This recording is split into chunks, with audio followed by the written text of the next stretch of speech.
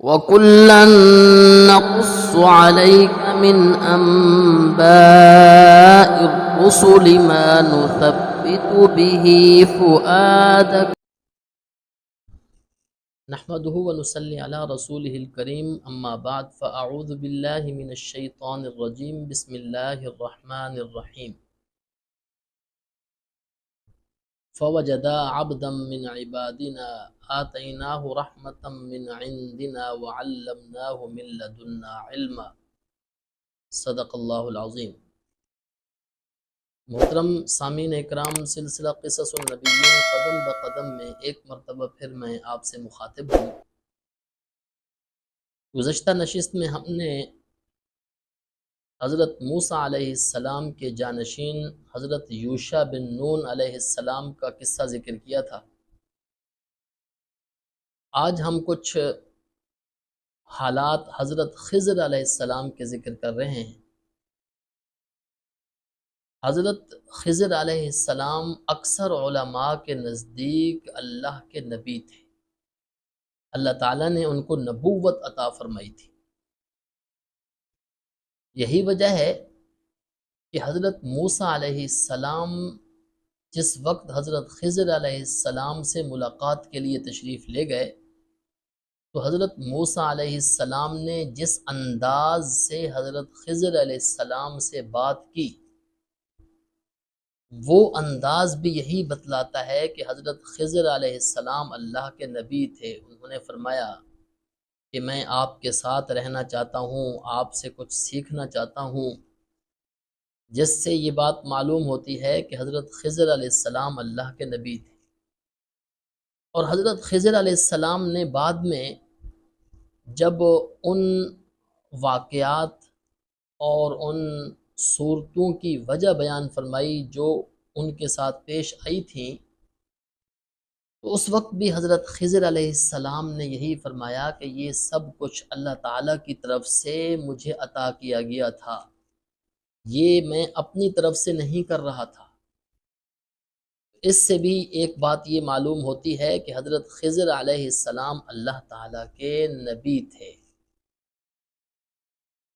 حضرت خضر علیہ السلام کو خضر اس وجہ سے کہا جاتا ہے کہ جناب رسول اللہ صلی اللہ علیہ وسلم نے ارشاد فرمایا کہ ایک مرتبہ حضرت خضر علیہ السلام خشک گھاس کے اوپر سوئے ہوئے تھے۔ جب وہاں سے اٹھے تو وہ خشک گھاس سبز ہو گیا، جس کی وجہ سے ان کا نام خضر پڑ گیا۔ خضر سبز چیز کو کہا جاتا ہے۔ اب ایک مسئلہ یہاں یہ بھی ذکر کیا جاتا ہے کہ آج کل حضرت خضر علیہ السلام زندہ ہیں یا نہیں۔ جتنی روایات حضرت خضر علیہ السلام کے بارے میں یہ ذکر کی جاتی ہیں کہ وہ زندہ ہیں، یا تو وہ روایات بہت زیادہ ضعیف ہیں یا پھر من گھڑت روایات ہیں۔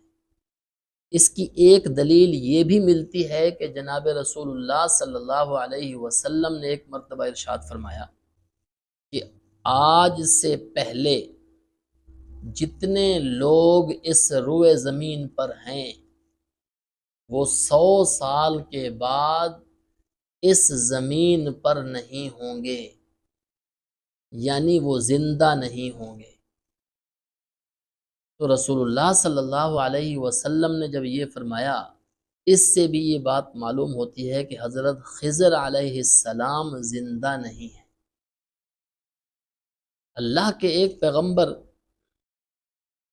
حضرت الیاس علیہ السلام تھے۔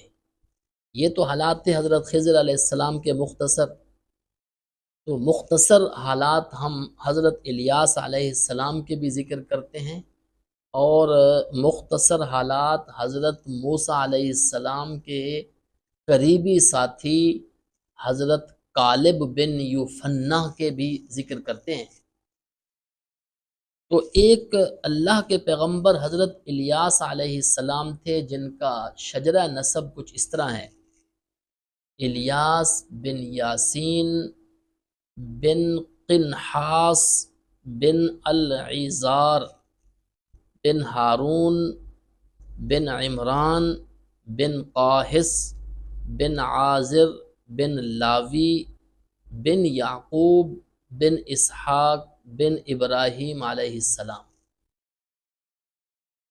حضرت الیاس علیہ السلام کو اللہ تعالیٰ نے دمشق کے شمال میں بال مشد کے باشندوں کی طرف نبی بنا کر بھیجا۔ انہوں نے لوگوں سے یہ فرمایا کہ لوگوں اپنے ہاتھوں سے بنائے ہوئے بتوں کی عبادت نہ کیا کرو، اللہ تعالیٰ کی عبادت کرو۔ اللہ تعالیٰ نے اس کا ذکر سورۃ صافات کے اندر بھی فرمایا، وَإِنَّ إِلْيَاسَ لَمِنَ الْمُرْسَلِينَ اِذْ قَالَ لِقَوْمِهِ أَلَا تَتَّقُونَ۔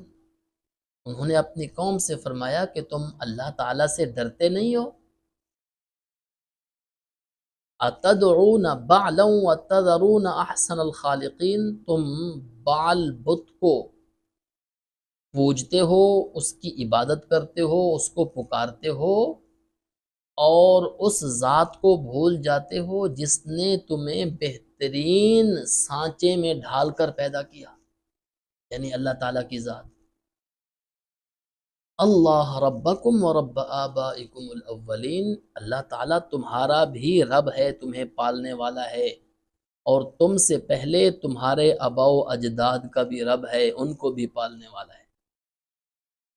فَكَذَّبُوهُ فَإِنَّهُمْ لَمُحْضَرُونَ، انہوں نے حضرت الیاس علیہ السلام کو جھٹلایا، اور انہوں نے حضرت الیاس علیہ السلام کو دھمکیاں دیں، بلکہ شہید کرنے کی دھمکی دی۔